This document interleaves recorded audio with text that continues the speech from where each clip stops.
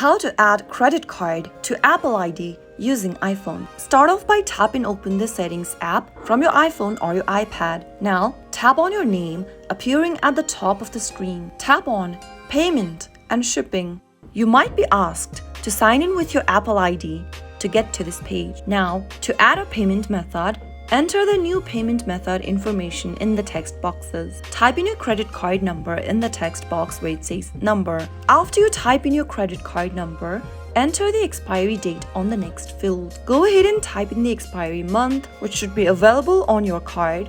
After you enter the expiry date, go to the next field and type in the CVV code. It should be 3 digits long. After you do that, select your billing address at the bottom if you want, and then tap on Done at the top right in order to add a credit card to Apple ID. That is how it can be done. If the video was helpful, go ahead and give us a thumbs up. Don't forget to subscribe to the channel if you've not yet. Also press the notification bell icon so that you'll never miss another upcoming upload from us. I'll see you next time with another tutorial video. Goodbye till then.